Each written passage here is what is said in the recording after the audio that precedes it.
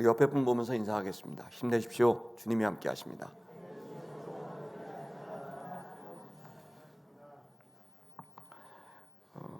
성령이 초대교회에 집단적으로 임하게 되니까 박해가 찾아왔습니다.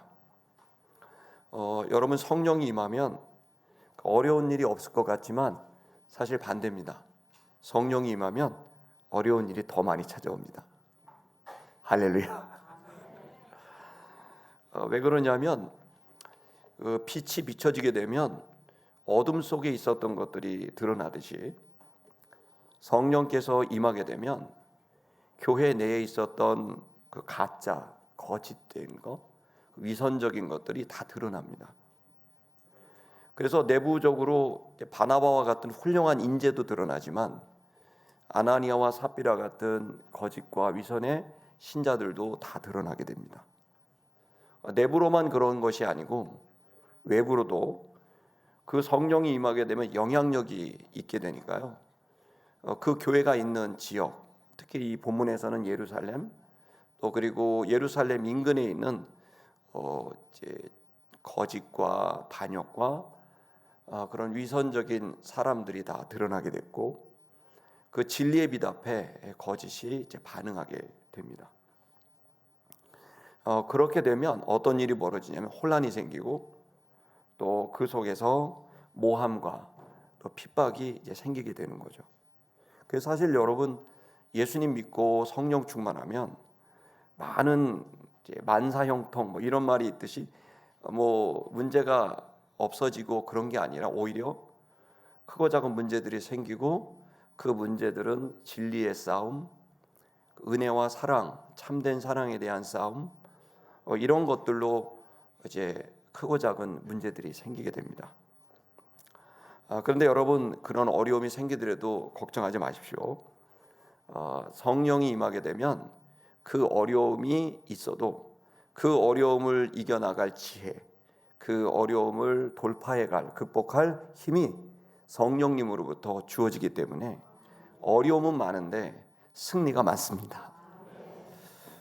그래서 이 사도행전이 바로 그런 내용입니다.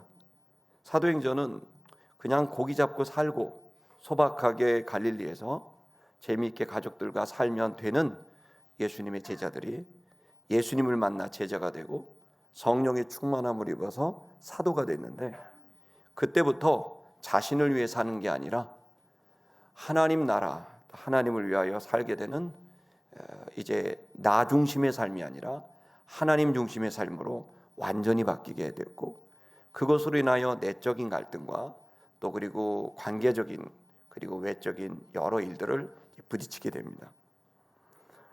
저는 이분들이 그러한 그 많은 위협과 위기의 순간에서 엄청나게 놀라운 삶을 살았습니다.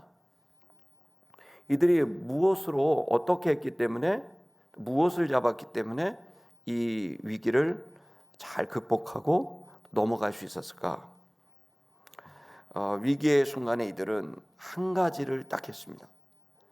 저는 오늘 이 시간, 이게 성경에도 오늘 본문에도 나와 있지만 저 개인의 삶에도 제가 취약한 연약함이 있습니다. 사람마다 취약성이 있습니다. 어떤 부분에 약한 부분이 있죠. 또 어떤 부분에 죄가 쉽게 저질러지는 사람마다 인격적인 그 취약한 부분이 있습니다. 분명히 사도들도 그렇게 했음에도 불구하고 그들은 그 취약한 바로 그 부분에서 흔들릴 수밖에 없고 실패할 수밖에 없었지만, 사도행전의 기록을 보면 너무 놀랍게 그것을 극복하고 이겨나가는 영적 승리가 있었거든요. 저는 오늘 이 시간 그 방법에 대하여 여러분과 나누고자 합니다. 저도 하나님이 많은 실패를 주셨지만, 제가 많이 실패했지만, 그런데 하나님이 저에게 현저한 승리의 숫자를 증가시키는, 제 삶의 영적인 승리가 엄청나게 늘어나는 변화를 겪었고, 또 최근에도 그렇고, 그리고 저의 취약했던 연약한 부분과 죄성의 그런 부분에 있어서 승리를 경험했는데, 그 부분에 바로 오늘 나와 있는 이 진리, 이 말씀이 그것을 이기게 한 놀라운 방법입니다. 여러분 이 시간 이 방법이 여러분에게 함께 나누어지게 될 때 여러분이 위기의 순간, 죄를 저지를 수밖에 없는 순간, 매번 무너졌던 그 순간과 그 공간에서 여러분 놀랍게 승리가 일어나는 일이 있게 될 것을 축복합니다. 먼저 이 위기가 이제 닥칩니다. 본문을 보면 이 17절을 한번 좀 보겠습니다. 4장에 이어서 이제 5장에 두 번째 핍박이 오는데요. 17절을 보겠습니다. 앞에 보십시오. 보시면 그 대제사장과 사람들이 또 사두개인 당파들이 이렇게 가득하게 됐다 이렇게 되어 있습니다. 대제사장들이 일어났다 이렇게 도치금으로 되어 있네요. 일어났습니다. 무슨 얘기죠? 지금 대제사장과 그리고 대제사장을 따르는 사람들과 그리고 사두개인 당파들이 벌떡 일어났습니다. 무슨 얘기입니까? 지금 문제가 생긴 겁니다. 이 사람들은 지금 이게 심각한 문제가 생겼다고 생각했습니다. 자세히 들어보니까 가득했습니다. 플레로는 성령 충만했다 말하고 똑같아요. 충만이란 말이에요. 가득했다. 근데 성령이 가득한 게 아니라 뭐가 가득했죠? 마음의 시기가 가득했다 이렇게 되어 있습니다. 마음의 시기. 이 마음의 시기가 뭐냐면은요. 그 직역을 헬라말을 그냥 직역을 하면 증기. 이게 뭐죠? 이렇게 증기가 뭐죠? 뜨거워지면 물이 뜨거워지면 어떻게 되죠? 기를 내죠. 그러니까 한마디로 열받았다 이런 뜻입니다.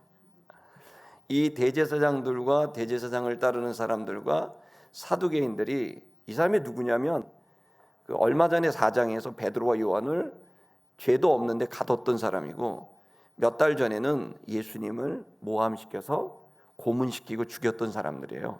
그 주동자들이에요. 근데 이 사람들이 열받았습니다. 지금 마음의 시기가 가득하게 됐죠. 이 사람들이 시기심이 생긴 이유가 뭐냐? 그것은 다른 게 아니라 이제 몇 가지 이유가 있습니다. 첫 번째는 어떤 이유냐면 이 자기들이 볼 때는 학력도 없고 뭐 지식도 없고 돈도 없고 배경도 없고 이런 갈릴리 촌놈들이 엄청난 영향력을 발휘하고 있는 거예요. 그러니까 이제 이 사람들 볼 때는 열받는 거예요. 아니 이것들이 어디서 굴러먹던 놈들이 뭐 이런 거죠. 이 사람들이.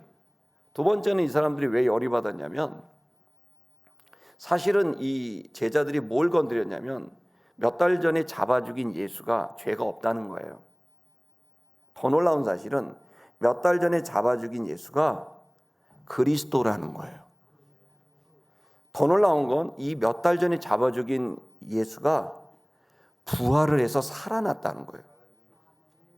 근데 이 일은 사실 몇 달 전에 자신들의 권력으로 거짓말을 만들고 덮어씌우고 그래서 잡아 죽인 예수가 그 진실이 드러날 수 있게 되는 위기가 닥친 거예요. 여러분 사람들은 생각보다 많은 걸 숨기고 삽니다. 근데 어떤 숨기는 것은 자신들의 죄를 아름답게 미화하고 그 죄를 숨겨서 마치 의인을 죄인으로 만들고 죄인을 의인으로 만드는 그러한 연약함이 있는 거죠. 바로 이 사람들이 두려웠던 겁니다. 진실이 밝혀질까 봐. 가장 근본적인 문제는 이 사람들이 그들이 종교인임에도 불구하고 그리고 그들은 신앙인임에도 불구하고 그들 중심에 하나님이 있던 게 아니라 자기 자신들이 있었던 거예요. 그러니까 이들은 지금 본인들이 갖고 있는 기득권, 종교적인 권력, 그리고 경제적인 그 이득 이런 것들이 이 제자들의 움직임으로 인하여 백성들이 동요함으로 인하여 본인들이 취하고 있는 기득권을 잃어버릴까 봐 그 불안한 마음에서 열받았던 겁니다. 사람들이 자기의 생각대로 움직이지 않았습니다. 왜냐하면 사람들은 알아봤죠. 이 사람들이 하나님을 위한 사람들이 아니라 자기를 위한 사람이라는 걸 알아본 겁니다. 그리고 이 근본적인 이들의 마음에는 아니 내가 대제사장인데 내가 사두개파 지도자인데 요것들이 갈릴리 촌놈들이 어디서 설쳐 감히 어디서 말씀을 전해라는 이 마음인 거예요. 이 시기심. 여러분, 이 시기심 하면 대표적으로 우리 생각이 나실 겁니다. 사울 왕이 생각나시죠? 사울 왕이 어떤 일이 있었냐면 다윗이 10대 후반 때입니다. 너무나 소년이죠. 경쟁 상대가 되지 않는, 사울은 왕이었고 다윗은 그냥 소년인데 사울이 골리앗을 이깁니다. 그러니까 그 전쟁터에서 올라갈 때 그 동네에 있던 여자들이 어떻게 노래하죠? 사울은 천천히요, 다윗은 만만이라, 이런 노래를 들으니까 열받았습니다. 증기가 올라왔죠. 근데 사울이 조금 생각을 했어야 되는 건, 사실 그 여자들이 어디냐면 바로 다윗 동네 여자들이에요. 그 전쟁터하고 다윗 동네랑 가까워요. 이렇게 보면 보이거든요. 그러니까 이렇게 이해할 수도 있었던 거예요. 그 동네 여자애들 아냐? 아이고, 야, 다윗이, 소년 다윗이 이겼으니까 뭐 이렇게 축하해 주나 보다, 이런 마음을 가져야 되는데, 사울이 그때 요것 봐라, 감히 내가 누군데? 그러면서 시기심이 난 거예요. 여러분, 놀랍게 그 시기심 때문에 사울은 완전히 멸망하죠. 몇 년 동안 왕 노릇하지만 점점 사람들이 떠났고 나중에는 무너지게 됩니다. 여러분, 시기심 하면 또 생각나는 게 가인입니다. 여러분, 가인은 최초의 살인자입니다. 그 동생이 하나 있었죠. 이름이 뭐죠? 아벨입니다. 둘이 같이 하나님께 예배를 드렸고 제물을 드렸는데, 아벨의 제물은 하나님이 받으셨고 가인의 제물은 안 받았어요. 그랬더니 어떻게 해요? 열받았어요. 증기가 올라왔어요. 그래서 어떻게 합니까? 자기 동생을 죽입니다. 고륙지친을. 말도 안 되는 이 시기심은 정말 무서운 겁니다. 가족 간에도 형제 간에도 무너지게 되는 무서운 마음, 시기심입니다. 성령이 충만해야 되는데 시기심이 충만했습니다. 예수님께서 구원받는 자에 대한 얘기를 하실 때도 두 아들에 대한 비유를 하실 때도 어땠죠? 자, 둘째 아들이 집을 나갔습니다. 그런데 다시 돌아왔죠. 그럴 때 아버지가 극진히 환영했습니다. 그런데 기분 좋아하는데 한 사람만 기분 나빠했죠. 누구죠? 그 맏아들입니다. 여러분, 지금 우리는 이 시기심이 오늘 대단히 중요한 주제입니다. 시기심은 여러분의 삶을 비틀어지게 하고, 지난주엔 거짓에 대한 말했습니다. 거짓과 위선. 이번 주에는요, 시기심입니다.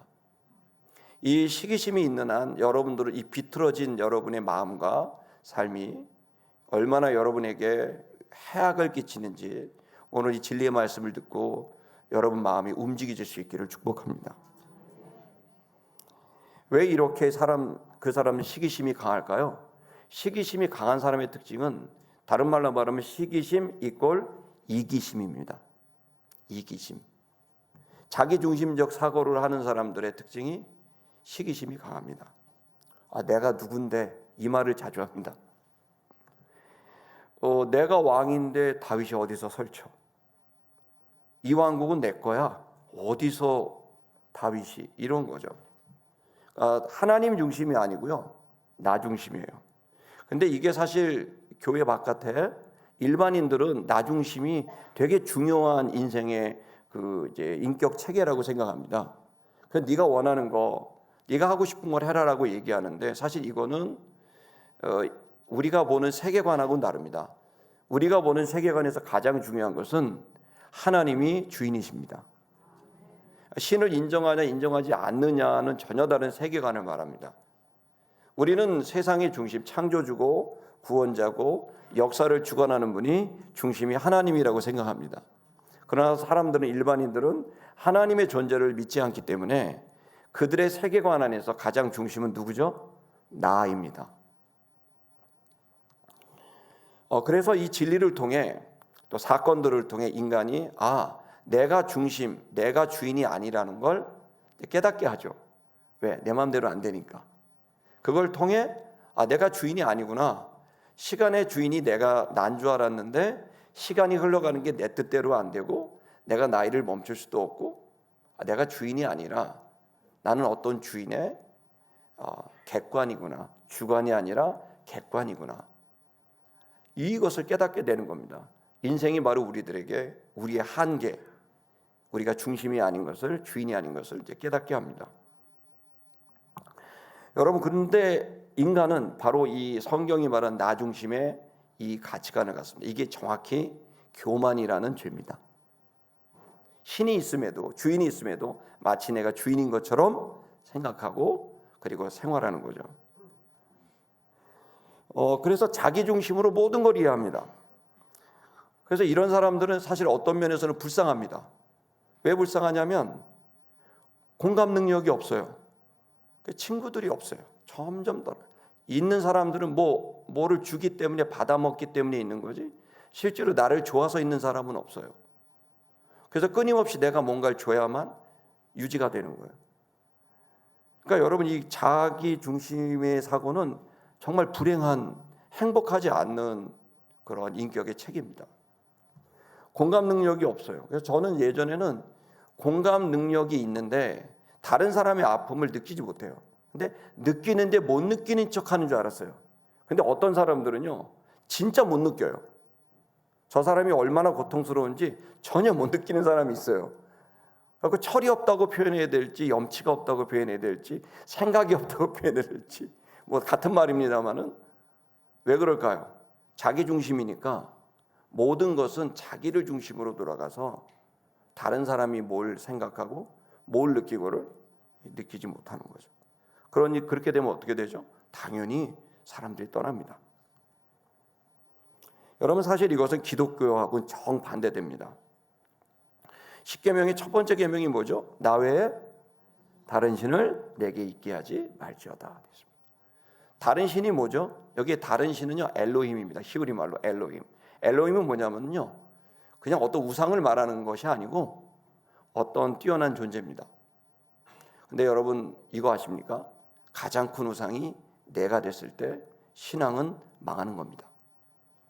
그래서 첫 번째 계명의 가장 중요한 것은 나를 포함한 거죠. 결국 여러분, 우리들이 내 중심은 내가 아니라 하나님이며 하나님 중심의 삶을 선택하는 것이 가장 행복한 일이라는 걸 저와 여러분이 믿기를 축복합니다. 그래서 여러분, 나 중심이 되면 어떤 현상이 벌어집니까? 그러면 두 가지 현상이 나옵니다. 하나는 소유에 집착합니다. 내 거 이렇게 욕심을 냅니다. 두 번째는 뭡니까? 이기적인 사람이 됩니다. 근데 이 두 가지 특징은 결국 뭘 가져옵니까? 죄송하지만 불행을 가져옵니다. 행복하지 않습니다. 늘 불안합니다. 없어질까 봐 불안합니다. 여러분, 사실 왜 이렇게, 그래서 이 사람들이 하는 방법은 뭐냐면, 기쁨은 자극적인 기쁨을, 인위적인 기쁨을 추구합니다. 좋은 걸 먹으러 가야 되고, 좋은 일을 해야 하고, 또 아니면 좋은 어떤 자신의 육체적 쾌락을 채우려고 하고, 여러분, 이런 걸로 추구를 하면 행복을 추구하지만 이런 것들은 다 순간적으로 날아가는 휘발성이 있는 것들이죠. 원래 하나님이 중심이 되면 어떤 기쁨이 와요? 저 영혼 깊은 곳에서는 평안이 오고 넘치는 기쁨이 오고 그리고 보람이 생깁니다. 그래서 쥐뿔도 없는데 행복합니다. 우리 한번 따라할까요? 예수 믿으면, 성령 충만하면 쥐뿔도 없는데 평안하다. 쥐뿔도 없는데 은근히 기쁘다. 쥐뿔도 없는데 한 것도 없는데 보람이 느껴진다. 아멘입니까? 왜냐하면 인격의 체계가 딱 채워졌기 때문입니다. 그 진리, 그 원리대로 구조가 잡혔기 때문이죠. 그래서 여러분, 이 본문에서 여기 있는 대제사장들, 그리고 그를 따르고 기생하고 있는 사람들, 그리고 사두개인 당파들은 그들 마음에 하나님이 없으니까 공감 능력도 없고, 또한 그들은 그들 중심대로 그냥 막 생각하고 판단합니다. 그리고 그들 속에 뭐가 가득해요? 결국 이기심이 시기심을 가득하게 만들어 놓죠. 자, 이 시기심은 마음은 뭐로 됩니까? 말과 행동으로 표현됩니다. 18절을 보겠습니다. 18절을 보면 그들이, 들자가 빠졌네요. 그들이 잡았습니다. 목적어가 두 개 나옵니다. 주목적어하고 보조 목적어가 나오는데요. 헬라어에 나오는 문법인데요. 여기 주된 목적어는 손입니다. 손을 잡았다 이렇게 되어 있습니다. 사도를 잡았다도 되어 있는데요. 근데 굳이 본문에서 손을 잡았다고 표현한 이유가 뭐죠? 이들에게 관심은 사람이 아닙니다. 일입니다. 내가 볼 때 불편한 일, 그 일만 안 일어나면 되는 거예요. 사람 중심이 아니고 생명 중심이 아니고 뭐 중심이죠? 일 중심인 거예요. 그래서 어떤 사람이든 괜찮아. 나에게 실익을 따질 때 이 실익에서 해가 되지 않는 실제적 이득만 생기면 누구와도 괜찮아 라고 생각하는 거예요. 그러니까 생명과 진리 따위는 관심 없고 그들의 관심은 실익이에요. 내가 손해가 보는 건 안 하고 이득이 보는 걸 하죠. 왜? 나 중심적이니까. 그래서 그 사도들에게 관심 있는 게 아닙니다. 하나님의 역사에도 관심 없습니다. 오로지 자기의 실익에만 관심이 있습니다. 그래서 그들이 하는 일을 못하게 하는 겁니다. 그들의 손을 잡아다가 어떻게 했죠? 가두었습니다. 그리고 옥에 가두었는데요. 지난번 4장에서는 개인적인 감옥에 가뒀습니다. 옛날에 리더들은 지하에 개인적 감옥이 있거든요. 대제사장들은. 본문에 나와 있는 이 감옥은 공적 감옥입니다. 다시 말하면 이제 아마도 유대 군인들 또 아마 로마 군인들 어딘지는 정확히 나와 있지 않은데 그 감옥에다가 가뒀습니다. 왜 공적 감옥에 가뒀을까요? 이제 진짜 날려버리려고 가둔 겁니다. 이 사람들은 공적으로 누구처럼? 예수님처럼 공적으로 재판받게 하고 누명 씌워서 거짓 증인 세우고 해갖고 날려버리려고 지금 여러분 엄청 위기에 빠진 겁니다. 베드로와 사도들은. 자, 그렇게 그들은 이제 이런 악행을 저지르게 됐습니다. 그런데 이 위기가 닥치게 됐을 때 어떻게 이 문제가 풀어갔을까요? 19절을 보겠습니다. 그것은 다른 게 아니라 주의 사자가 나타나게 된 겁니다. 여러분 주의 사자는 이제 헬라말로 앙겔로스입니다. 여러분 엔젤이라는 말의 어원입니다. 이 말은 이제 사자 이런 표현도 되고 이 사자는 꼭 천사만 말하지 않고요. 헬라어에서는 메신저들, 설교가들도 앙겔로스라고 이제 표현도 합니다. 근데 본문은 정확하게 영적인 존재입니다. 근데 이 영적인 존재가 나타난 거예요. 신비한 일이 벌어진 겁니다. 여러분 잘 들어보십시오. 주의 사자입니다. 그리고 이 사람은 어떻게 했습니까? 이 주의 사자는 와서 열었습니다. 뭘 열었죠? 감옥문을 열었습니다. 그리고 어떻게 했죠? 끌어냈습니다. 누구를? 그들 바로 베드로와 사도들을 끌어냈습니다. 그러면서 말을 했습니다. 자, 여러분 영적인 존재가 감옥문을 열었습니다. 이 감옥문은 당연히 열쇠가 있겠죠. 문은 당연히 나무로 됐겠고요. 철로 될 가능성은 거의 없고요. 어쨌든 그렇게 그걸 열었죠. 열쇠를. 그리고 사람들을 끌어냈습니다. 여러분 이게 가능할까요? 여러분 여기 교회 오신 분들은 지금 천사의 존재를 믿고 성령의 존재를 믿고 영적인 세계를 믿는 분들은 아멘 이러지만 그렇지 않은 사람들은 또 굉장히 부담스러운 얘기가 나왔구나 이렇게 생각하십니다. 여러분 영적인 존재가 이 육적인 존재와 이 관계에 있어 가지고 여러분과 제가 고민이 될 수 있는데요. 제가 여러분의 도움이 될까 해서 제가 최근에 이제 한 10여 년 전부터 양자라는 그 양자역학 혹은 양자라는 그 물리학의 공부를 이렇게 개인적으로 교수님들하고 뭐 아주 짧은 수준에서 한 적이 있습니다. 양자가 뭐죠? 양자는 분자와 원자랑 다르게요. 그것은 새로운 물리학의 이제 시작인데 그 양자는 가장 최소 단위의 밀입자를 양자라 그럽니다. 그런데 이제 어떤 연구가 됐냐면 이 양자역학이라고 흔히 말하는 그런 것에 의해서 촉발이 됐는데요. 이건 뭐냐면 여러분 이게 물리적인 것에 입자가 있잖아요. 근데 영적인 것도 안 보이잖아요. 그러면 이 형이상학적인 거와 형이하학적인 이 형이하학적인 물리적인 것에 최소 입자가 되면 형이상학적인 거하고 분리가 되지 않는 정도로 밀입자가 된다는 거예요. 최소 단위로 되면. 그래서 이게 형이상학적인 건지 형이하학적인 건지를 구분할 수 없게 되는 밀입자로 나타나게 되는 최소 단위가 양자라는 거예요. 어렵나요? 그래서 여러분 우리가 예를 들어 여기 몸뚱이가 있잖아요. 보면 덩어리가 있습니다. 얘가 어떻게 되죠? 수분이 증발하면 당연히 최소 단위로 되겠죠. 원자와 분자로 되겠죠. 근데 우리가 아직 입증되지는 않았지만 더 깊은 단위 양자가 있겠죠. 최소 단위가 있을 겁니다. 왜냐하면 과학이 진보하면서 점점 진실이 밝혀지잖아요. 저는 여러분 과학자들 공부 열심히 하기 바랍니다. 왜냐하면 성경이 진실임을 밝힐 수 있다고 저는 확신합니다. 왜냐하면 성경이 진실이니까요. 그러면 어느 순간이 되게 되면 바로 이러한 최소 미립자가 되면 물질적인 거라고 해도 보이지가 않겠죠. 보이는 것과 보이지 않는 것이 구분하기 어렵게 되는 거죠. 그래서 여러분 예를 들어 이런 겁니다. 요즘 나오는 게 뭐 양자 컴퓨터 아니면 그걸 또 그 홀로그램 뭐 이런 기술들이 있습니다. 예를 들어 여러분 거기서 나오는 산업이 뭐냐면 내가 예를 들어 이 벽을 넘어간다. 어떻게 할 수 있을까요?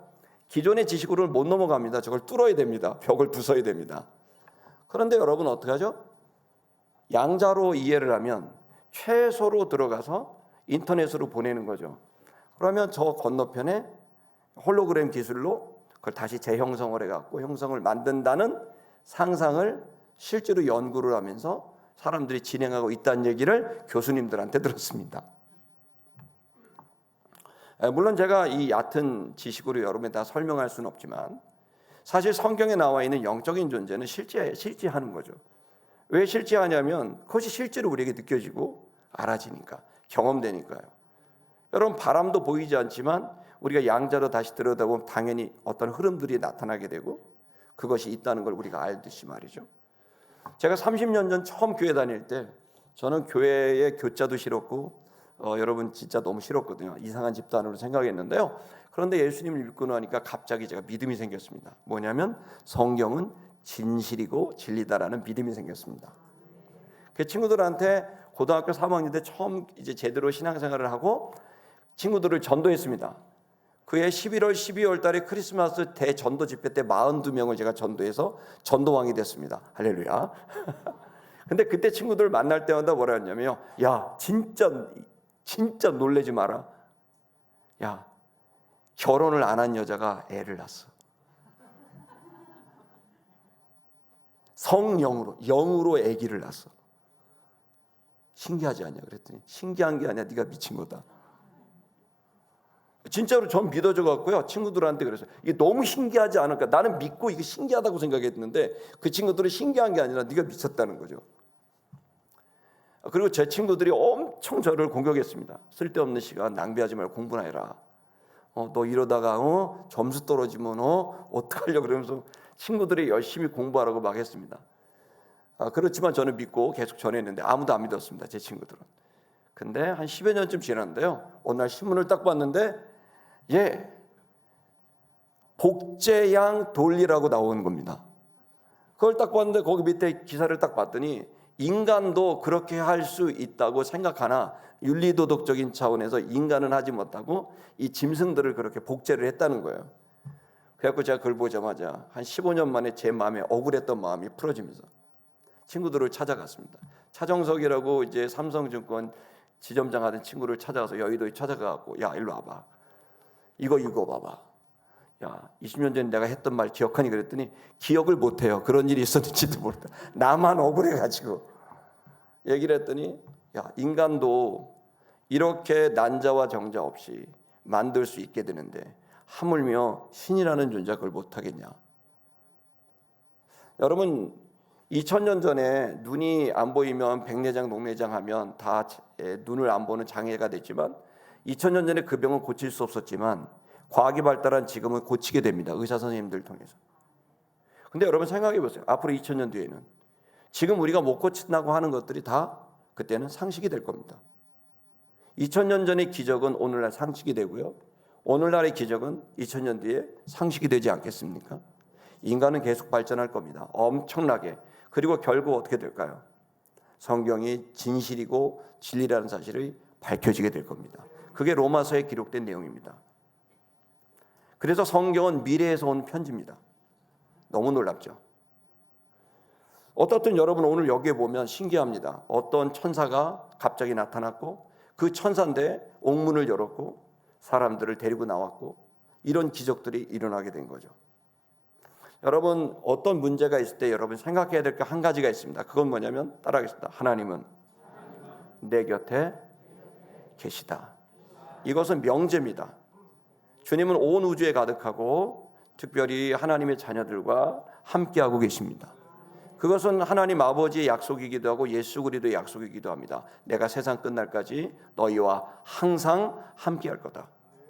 이것은 대명제입니다. 여러분 분명히 이것을 믿길 바랍니다. 여러분이 위기의 순간 그때 없는 게 아니라 혼자 있는 게 아니라 주님이 여러분과 함께 계십니다. 이렇게 주님이 이제 나타나게 됐죠. 두 번째 어떤 일이 벌어지면 20절을 보면요. 그 천사가 이렇게 말했습니다. 너희는 가라라고 명령했습니다. 말씀하신 거죠. 천사가 나타나서 역사할 뿐만 아니라 이제 두 번째 말씀을 들려주셨죠. 너희는 가라. 성전에 서서 백성들에게 이 생명의 말씀을 전해라라고 말씀하셨어요. 여러분 우리가 위기의 순간에 주님이 그냥 있는 게 아니라 옥문을 열듯 여러분의 갇혀진 막힌 것을 풀어주는 역사가 있다는 걸 믿길 바랍니다. 하나님은 죽으신 분이 아니라 살아계신 분입니다. 그럴 뿐만 아니라 또 두 번째 말씀하시는 분입니다. 자, 그 주님이 그렇게 말씀을 하시죠. 세 번째 어떻게 할까요? 21절을 보면 저희가 그것을 들었습니다. 듣고선 들어갔습니다. 어디로? 성전에. 언제? 새벽에. 아까 밤에 나타났고 대화가 이루어졌고요. 그 다음에 말씀을 들었는데 새벽이 갔다는 걸 봐선 즉시 순종한 거죠. 성도 여러분, 우리의 신앙의 가장 기본적인 것은 기본 명제는 하나님이 나와 함께 계시다라는 것과 그 하나님은 나의 일들을 풀어나가실 수 있는 역사하는 하나님이다. 두 번째는 말씀하시는 하나님이다. 자, 그렇다면 우리 세 번째 뭘 해야 될까요? 나는 그 말씀을 순종할 의사가 있어야 된다. 여러분 위기에서 정말 중요한 것은 여러분과 저는 위기의 순간이 닥칠 때 있습니다. 작게는 죄의 유혹 앞에 내 영혼이 그 죄를 저지를 수 있는 상황에 놓여질 수도 있고요. 크게는 어떤 중요한 결정을 하는 데 있어서 욕심과 탐욕이 나에게 자극할 때도 있습니다. 어떤 일이든 여러분과 제가 그런 위기가 맞이할 때 이 명제를 기억하십시오. 주님은 지금 여기 계시다는 것, 그리고 그 주님은 이 문제를 충분히 풀 수 있다는 것, 그리고 그 주님은 나에게 말씀하신다는 것, 이 세 가지의 명제를 갖고 계시다면 큰 도움이 될 겁니다. 근데 좀 더 보겠습니다. 그렇게 이제 순종하였지만 반대로 그렇지 못한 사람들이 있었습니다. 그들입니다. 바로 21절입니다. 21절을 보면 저희가 21절을 보면 후반부에 보면 가르치고 있었습니다. 그럴 때 대제사장과 넘겨주십시오. 대제사장과 그리고 이제 사람들이 왔습니다. 이 사람들은 이제 그런 사건이 한쪽에서 벌어졌고요. 신비한 기적이 일어났고요. 한쪽에서는 이제 대제사장들이 이제 오늘 아침에 얘네들을 날려버려야 되겠다 이렇게 생각을 하고 있었습니다. 그래서 대제사장들이 사람들이 모았습니다. 사람들을 모았죠. 왜? 하나님을 의지하지 않습니다. 이 사람들은 사람들을 의지합니다. 힘 있는 사람들을 모으면 모든 일이 된다고 믿는 거죠. 그게 하나님 없는 사람들의 특징입니다. 하나님 믿는 사람들은 하나님이 일을 푸신다고 믿습니다. 그래서 하나님 없는 사람들은 사람이 모여야 된다. 어떤 사람? 이 문제를 풀 수 있는 사람. 근데 이 문제를 풀 수 있는 유일한 존재는 하나님인데 이 존재를 잘 믿지 못하는 거죠. 그러니까 대제사장이지만 하나님을 안 믿고 있는 거예요. 모았습니다. 그와 함께 있는 사람들을 모았습니다. 누구를 모았습니까? 공회, 산헤드린 공회, 정치 지도자들입니다. 원로들, 그야말로 진짜로 힘을 갖고 있는 그 사람들을 이스라엘의 족속의 현직 리더인 공회와 그리고 원로들을 다 모았습니다. 힘 있는 사람은 다 모은 겁니다. 그리고 말했습니다. 사도들, 사람들에게 이제 사도들을 잡아와라, 감옥에서 데리고 와라 이렇게 얘기합니다. 이제 재판을 벌일 생각입니다. 23절, 22절. 자, 관속들이 공무원들이 이제 갔습니다. 그래서 사도들을 옥에서 데려오려고 갔는데 어떻게 했죠? 갔던 관속들이 보지 못했습니다. 누구를요? 사도들을 보지 못했습니다. 어디서? 감옥에서. 여러분 이 일이 벌어진지를 모르고 있었던 겁니다. 아무도 모르게 이 제자들은 탈옥하게 되었고 그리고 이것을 모르는 사람들이 오게 됐죠. 자, 그러면서 이 사람들이 돌아왔습니다. 그러면서 말을 했습니다. 23절. 아주 장황한 말을 합니다. 우리가 봤다 이렇게 얘기합니다. 뭘 봤느냐? 이제 두 가지를 봤다고 얘기하고 있습니다. 첫째는 든든하게 잠겨 있는 뭐를 봤다고요? 감옥을 봤다. 여러분 놀랍습니다. 감옥이 그때 열어서 데리고 왔잖아요. 그런데 다시 감옥이 어떻게 해요? 잠겨 있는 거예요. 그래서 이 공무원들이 가서 놀라운 일이에요. 감옥은 잠겨 있습니다. 그걸 봤습니다. 아주 놀라운 거죠. 두 번째 뭘 봤습니까? 사람들을 봤다. 어떤 사람들이죠? 문 앞에서 지키고 있는 사람들을 봤다. 그러니까 여러분 보세요. 감옥이 있는데 감옥 문은 잠겼고요. 감옥을 지키는 사람들은 거기 있었습니다. 간수장들은. 그런데 뭐가 없어요? 사람이 없다는 거예요. 뭐라고 말하냐면 문을 열고 본즉 우리가 봤더니 한 사람도 그 안에는 없었습니다. 라고 보고를 한 겁니다. 굉장히 놀라운 기적이 일어나게 된 겁니다. 여러분 이 기적적인 일들이 초대교회에 있었다면 우리들도 한 번쯤 있을 법하지 않을까요? 여러분 삶에 기적이 있기를 축복합니다. 꼭 하나님은 한두 번 정도 그 이상 기적 같은 일을 보여주실 때가 있는데 여러분의 위기의 순간에 그 기적이 있게 되기를 이제 축복합니다. 그랬습니다. 근데 24절을 보니까 그 사람들이 놀랐습니다. 24절 성전 맡은 자와 대제사장들이 이 말을 들었습니다. 그들이 의욕하여 이렇게 되어 있죠. 의욕했다. 이 의욕했다는 말이 뭐냐면요, 직역을 하면 완전히 당황했다. 이게 합성어인데요, 엄청나게 크게 당황했다, 흔들렸다 이런 말입니다. 그러니까 이 사람들이 갑자기 흔들린 거, 충격을 받은 겁니다. 여러분이 입장을 바꿔놓고 생각 얼마나 놀랬겠어요? 그러면서 이렇게 말이 툭 튀어나왔습니다. 이 일이 어찌 된 일인가? 라고 놀라게 된 겁니다. 그러면 여러분이 놀라운 일이 벌어졌어요. 여러분 생각해 보세요. 그전에도 뭔가 조짐이 이상했고 예수 때도 이상했고 예수의 제자를 이제 했을 때도 이상했고 이제는 감옥이 다 닫혀 있고 사람까지 지켰는데 사람은 빠져나가는 이 일이 벌어졌다면 얼마나 당황스럽고 흔들리겠어요. 그럼 이렇게 되면 어떻게 되죠? 그러면 각성해야죠. 뭔가 이상한 일이 있다. 이건 보통 일이 아니다 라는 각성을 해야 되는데 각성을 안 해요. 어떻게 하냐면 오히려 이 사람들은 더 밀어붙여요. 왜냐하면 자기 중심이기 때문에 내 뜻을 이루어야 돼요. 각성한다는 거는 나를 바꾼다는 건데 내가 중심이니까 나를 바꿀 생각이 없는 거예요. 그래서 25절을 보면 어떻게 되냐면 이 사람들은 아주 놀래서 이제 이게 막 미리 혼란이 이제 벌어집니다. 25절을 보면 사람들이 와서 그들에게 고했습니다. 또 다른 사람이 또 등장했습니다. 이번엔 다른 사람들입니다. 그 사람들이 와서 뭐라고 말했냐면 보십시오. 그들은 누구냐면 당신들이 옥에 가두었던 그들을 보십시오. 이 사람들이 성전에 서서 지금 백성들을 가르치고 있습니다. 라고 또 충격적인 얘기를 하는 거예요. 이 사람들은 어디 가나 궁금했는데 보니까 한 사람이 와갖고 지금 이 사람들이 성전에서 사람들을 가르치고 있습니다. 어제 당신들이 감옥에 집어넣었던 사람들이 말이죠. 그러면서 이제 얘기를 한 겁니다. 여러분 이쯤 되면 어떻게 됩니까? 진짜 각성해야죠. 진짜 이건 너무 놀라운 일이다. 근데 각성을 안 합니다. 이들의 마음은 냉랭합니다. 오히려 자기의 힘을 동원해서 밀어붙입니다. 하나님 눈치를 보지 않고 이제 자신들의 어떤 것들에 집착해 있는 거죠. 26절을 보면 재밌습니다. 그래서 성전 맡은 자가 갔습니다. 찾아갔습니다. 그리고 관속들 또 공무원들과 찾아갔습니다. 그리고 어떻게 하죠? 그 사람들을 잡았습니다. 그런데 강제로 못했습니다. 사람들 앞에서 이리 와! 그래갖고 뭐 이제 수갑을 채우고 그렇게 못했다는 거예요. 왜 못했나요? 아래 그 이유를 설명하죠. 뭐죠? 그들이 백성들을 뭐 했다고요? 두려워하고 있었다는 거예요. 그러니까 이 사람들은 지금 사람들 눈치를 보는 거예요. 왜냐하면 이 백성들이 이미 이 사도들에 대한 영향으로 인해서 감동을 받고 또 움직이고 있었기 때문에 이들을 함부로 했다간 이 군중들이 동요를 일으켜서 본인들이 돌에 맞을까 봐 두려워하는 마음이 생겨서 여기에 있는 성전 맡은 자가 함부로 하지 않고 살살살살 데리고 온 거죠. 여러분 지금 우리가 또 생각해야 됩니다. 지금 자기중심적이고 이기심에 가득하고 또 이런 시기심에 가득하고 이렇게 되면 여러분과 제가 어디에 관심이 쏠리냐면 하나님에게 관심이 쏠리는 게 아니라 사람들의 평판에 관심이 쏠려요. 그것 앞에 모든 것을 결정하는 거예요.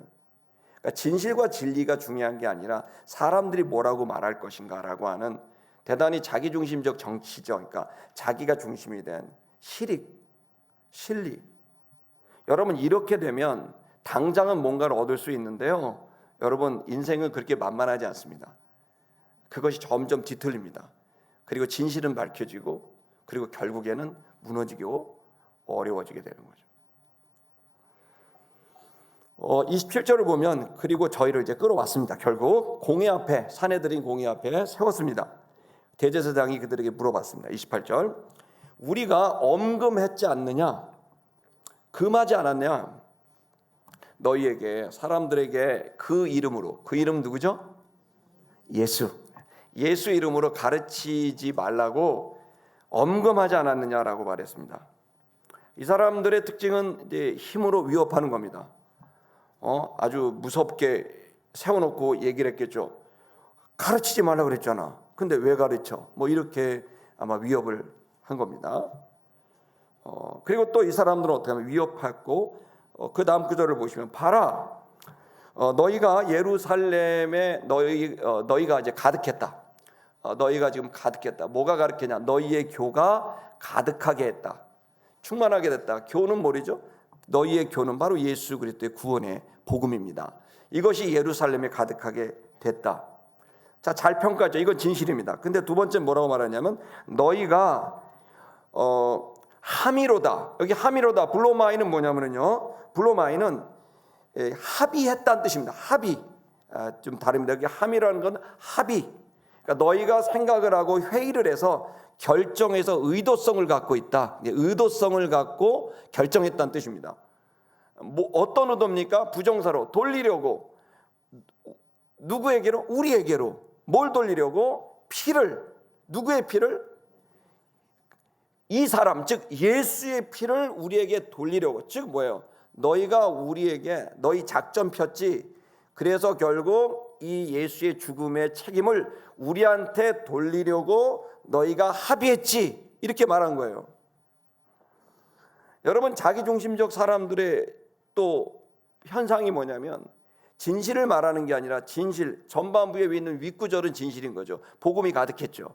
그러나 아래에 있는 건 복음이 가득하지만 우리의 의도성 즉 거짓과 진실을 살짝 집어넣어서 그 사람들의 죄의 책임, 그러니까 본인의 실익, 즉 내가 이 죄에 대한 책임을 지게 될까 봐 교묘하게 말을 해서 책임을 누구에게 돌리는 거죠? 제자들에게 덮어씌우는 거죠. 성도 여러분, 지금 우리는 이 얘기를 남 얘기로 보면 안 되고 나의 얘기로 봐야 됩니다. 아멘 하십시오. 우리가 위기를 맞이하게 될 때 이런 사람들을 만나서 위기를 맞이할 수 있고요. 첫째. 두 번째는 우리의 연약함 때문에 우리가 이러한 세속적 가치와 생활 방식에 물들어서 내가 그렇게 언어와 삶을 살다가 나도 영적인 위기를 맞이할 수 있게 되는 겁니다. 여기 제자들은 현실적 위기를 맞이한 거고 여기에 대제사장을 비롯한 종교 지도자들은 영적인 위기를 맞이하게 된 거죠. 여러분 우리가 얼마든지 그렇게 될 수 있게 되는 거죠. 여러분 지금 우리는 왜 우리가 믿음 생활을 하는가 하면은 우리는 사람들의 반응이나 또 나의 실익 이거를 계속 쫓아가면 그게 우리를 정말 행복하게 만들고 성공에 이르게 할까? 여러분 절대로 그렇지 않다는 겁니다. 성공에 이르게 한 것은 내가 원하는 그림은 내가 원하는 숫자는 채울 수 있을지 모르지만 그게 인생의 성공은 아닌 거죠. 진짜 인생의 성공은 뭘까요? 그것은 나를 지으신 하나님 앞에 그리고 적어도 하나님까지는 몰라도 내 양심 앞에 적어도 양심까지 하는 건 내 가족 앞에 내가 부끄러움 없이 서게 되는 것 이게 성공 아닙니까? 근데 성공을 내가 원하는 것을 이룬 거다. 그럼 그것도 성공이겠죠. 그러나 그 성공은 진짜 성공이 아닙니다. 그냥 욕심이 채워진 것이지. 그리고 오히려 그것은 여러분을 더 비틀어 놓을 수도 있습니다. 우리가 원하는 것을 하지 말라는 얘기가 아니라 정말 우리에게 중요한 예수 그리스도의 십자가 예수 그분이 우리에게 가르쳐준 진짜 인간은 이래야 돼라는 것 그게 뭘까요? 저는 오늘 여기서 이제 나오진 않지만 부연 설명하자면 사랑입니다. 그 사랑은 뭘까요? 나중심적 사랑? 아니요. 아가페라고 하는 무조건적 사랑이고 주는 사랑입니다. 나한테 잘해주는 사람만 사랑하는 게 아니라 나를 향하여 음모를 가지고 있는 사람조차도 존중하며 사랑하는, 여러분 그 사랑이 예수님이 말한 사랑이에요. 이것은 변함이 없어요. 이건 오늘날 현대사회에서는 맞지 않는 이야기지만 그러나 현대사회가 뭐라고 하든 관계없습니다. 여러분 주님께서 우리에게 보여준 이 사랑을 저는 포기할 생각이 없습니다. 여러분도 포기하지 않게 되길 바랍니다. 왜냐하면 그것이 결국 나를 평안하게 만들고 그것이 나를 은근히 기쁘게 만들고 그것이 내 삶을 보람되게 만듭니다. 여기 있는 사람들은 자기 중심으로 말을 뒤틀고 막 덮어씌우고 그럽니다. 진실과 거짓을 막 섞습니다. 뭐가 진실인지 알 길이 없습니다. 여러분 이런 위기 앞에 사도들은 어떻게 했을까요? 세 가지를 했습니다. 첫째는 뭐냐면 이 사도들은 뭘 했냐면 그때에 담대하게 자신의 믿음을 선언했습니다. 두 번째는 그 위기의 순간에 바로 진리를 선언했습니다. 그리고 세 번째 내가 누군지를 선언했어요. 한마디로 말하면 이 위기의 순간에 한 가지를 한 거예요. 그 한 가지가 뭐냐면 위기의 순간에 주의 이름을 부른 거예요. 여러분 우리가 위기의 순간에 닥칠 수 있습니다. 예를 들어 내가 어떤 성적인 죄의 상황이 벌어질 수 있습니다. 내 양심이 불편해할 수도 있고 어려워할 수도 있습니다. 그때 그 성적인 위험 속에 놓여 있을 때 우리는 어떻게 이것을 극복할까요? 그 자동차 안을 어떻게 우리는 극복할까요? 여러분 그 강의실 안을 우리는 어떻게 극복할까요? 우린 그 사무실 안을 우리는 어떻게 극복할까요? 그 속에서 여러분 놀라운 일이 있습니다. 주의 이름을 부르셔야 됩니다. 주의 이름을 부르는 순간 그 분위기는 완전히 바뀝니다. 진리를 선포하는 순간 완전히 바뀝니다. 여러분 거짓으로 내가 지금 이 계약을 해서 친구를 속여야 되고 뒤통수를 쳐야 되는데 그렇게 되면 내가 엄청난 결과를 가져오게 되는 순간이 왔다고 치십시다.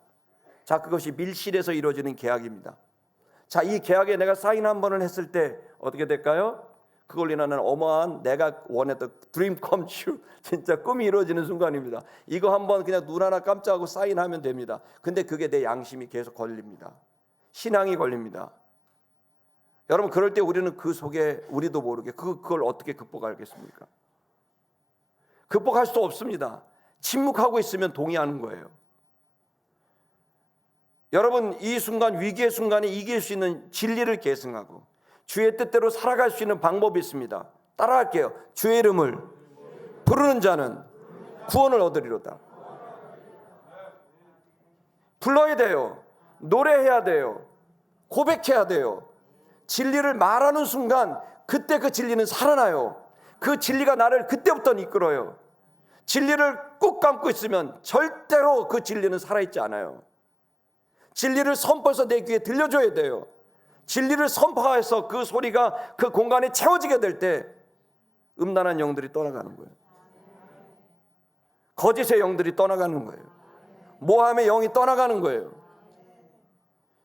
여러분 위기의 순간에 해야 될 한 가지가 있어요. 여기 제자들이 어떻게 했나 보십시오. 29절 보겠습니다. 베드로와 사도들이 대답했습니다. 가로되 그것이 마땅하도다. 순종하는 것이 마땅하도다. 하나님을 순종하는 것이 마땅하도다. 사람보다 더 순종하는 것이 마땅하도다. 여러분 나의 믿음을 선포했습니다. 마땅하도다. 성도는 하나님을 순종하는 게 마땅하도다. 성도는 나를 순종하거나 사람들을 순종하는 게 아니라 하나님을 순종하는 게 마땅하도다. 이걸 선포하는 거예요. 마땅하도다. 마땅한 걸 선포하세요. 입으로 선포하세요.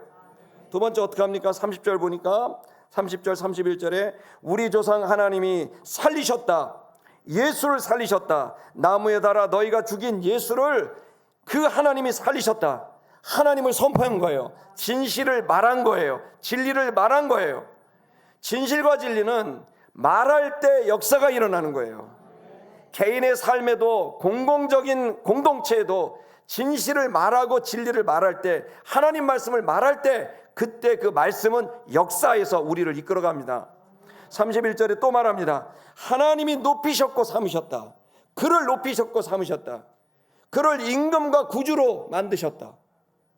하나님이 그 오른손으로, 당신의 오른손으로 앉게 하셨다. 어떻게 하느냐? 얻게 하셨다. 앉게 하셨다가 얻게 하셨다. 뭘 얻게 하셨냐? 회개하게 하셨다. 이스라엘 백성을 회개하게 하시려고 그를 높이셨다는 거예요. 그를 살리셨다는 거예요. 이스라엘 백성들이 회개를 안 하니까 다시 살려서 너희가 죽인 자가 바로 메시아라고 하는 것을 어떻게 해요? 회개해서 그걸 깨닫게 하고 각성해서 돌아오게 하려고 살려주셨다. 그리고 죄사함을 얻게 하려고 그를 높이고 그리고 삼아주셨다라고 여러분 이 진리의 말씀을 선포하게 됩니다. 그리고 세 번째 어떻게 선포합니까? 32절 우리는 이다. 이 일의 뭐다? 증인이다.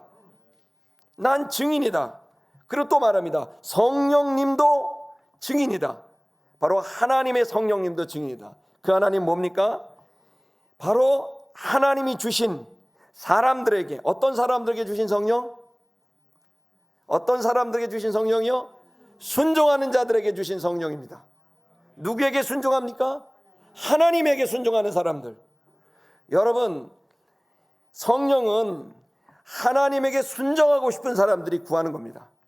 주님, 내가 순종하고 싶어요. 명목상 그리스도인이 아니라 진짜 그리스도인이 되고 싶어요. 명목상 성도가 아니라 진짜 성도가 되고 싶어요. 제가 제 힘으로 안 됩니다, 주님. 제 노력으로, 절제력으로 안 됩니다, 주님. 그러니 제가 그렇게 살 수 있도록 뭘 부어달라고요? 성령님을 부어달라고 기도하는 거예요. 그러면 여러분, 그렇게 원하는 자에게 성령님이 어떻게 합니까? 그 회개한 자에게 성령을 부어주시는 거죠. 그럼 그 성령님으로 인하여 우리가 어떻게 됩니까? 그렇게 살 수 있는 변화가 이 의지 속에, 지성 속에, 감성 속에, 이 자유의지 속에 작동하게 되는 거예요. 그래서 성령을 통하여 지혜가 생겨서 생각나게 되는 거죠. 아무것도 생각나지 않은 사람이 갑자기 성령님이 우리에게 생각나게 하는 지적인 변화를 주고, 그 생각나는 게 달라지니까 폭이 넓어지고 높아지니까 어떻게 됩니까? 느끼는 게 달라지니까 그 전까지는 감정이 막 요동하던 사람이 이제 생각하는 게 달라지니까 느껴지는 것도 은혜가 넘치고 사랑이 넘치는, 그래 진실을 알았어. 내가 지금 여기 손해보더라도 하나님 나라를 위해서 손해볼 수 있는 거지. 그래, 내가 이것을 가져도 잃어버릴 수 있는 거야. 이건 다 지나가는 거야. 영원한 것은 나의 인격과 영이야. 하나님의 나라, 그분의 것이 영원한 거야 라는 지적인 동의가 오게 되면 이 땅의 것들에 대해 더 이상 집착하거나 연연하지 않게 되는 거죠. 그렇게 되면 여러분, 이제 사람들과의 관계가 달라지고 말이 달라지게 되는 거예요. 말이 달라지고 행동이 달라지게 되죠. 그러면서 어떻게 됩니까? 여러분, 진짜 변화가 실제로 일어나기 시작하는 거죠. 성령님이 그런 분이라는 거예요. 이걸 지금 사도들이 고백하고 있는 중에 있는 거죠. 성도 여러분, 위기의 순간이 여러분과 저에게 있을 겁니다. 앞으로도 있을 거고 지금도 있어 왔습니다. 근데 여러분, 위기의 순간 우리 자신이 한심하다고 느끼고 계속해서 실패했던 부분이 있을 겁니다. 인간마다, 사람마다, 성도마다 자신의 연약한 부분이 있을 겁니다. 그럴 때 여러분, 이걸 인정하셔야 됩니다. 주님, 저는 당신을 사랑하지만 이런 연약함이 있습니다. 그러니 주님, 저를 도우십시오. 당신은 여기 계시고 당신은 이 변화를 일으키실 수 있는 분이며 당신은 저에게 말씀하시는 분이며 나는 당신의 사람입니다. 주여, 내가 당신의 이름을 부를 때 당신은 나를 붙드셔서 이 모든 위기를 넘어갈 수 있도록 지혜를 주시던, 능력을 주시던, 아니면 나를 이끌어서 나를 인도하시던 주님, 저를 이끄십시오.